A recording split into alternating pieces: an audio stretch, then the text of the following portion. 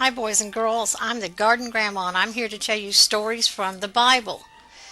And just like a good story, we start at the very, very beginning. In the beginning, there was nothing except God, and He made everything. There was nothing but darkness, just like the night, as you see here.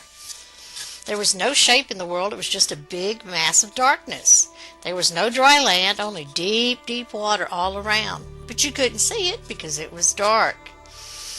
And God, who can do anything, had a plan. He thought, I will make a world that will be just right for people to live in. Of course, there weren't any people yet, but God was planning. He didn't just decide to make a world because He needed to make it. He chose to make it. God is love, and He wanted to make something for someone else to let them know that He loved them. The first thing God thought was, I must do something about all of this darkness. And because of God's power, all He had to say was, let there be light. And when He said, let there be light, suddenly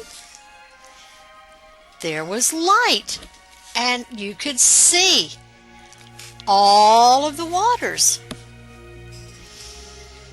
Now, because there was light, it was bright everywhere. And God called the light daytime, and the darkness He called nighttime. And God knew there had to be a daytime so that children could go outside and play. But there also had to be a nighttime so that children could rest and not be tired. It is good, said God, and He was very pleased.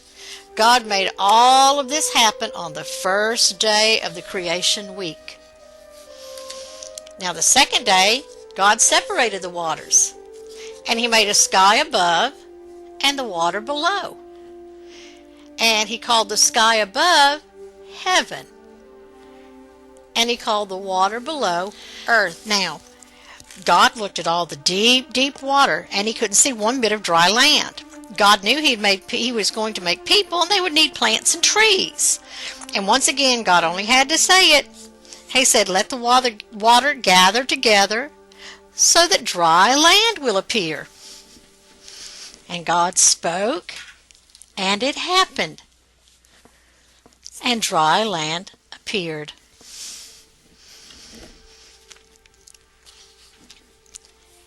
And water came together and made big oceans, and seas, and little streams, and even lakes and ponds.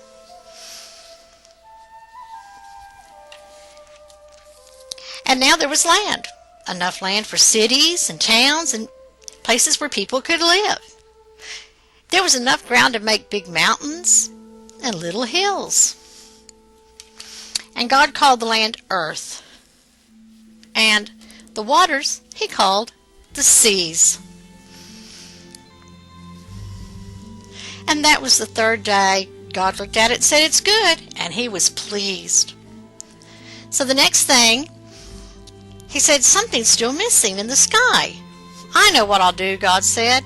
And He put a big round sun in the sky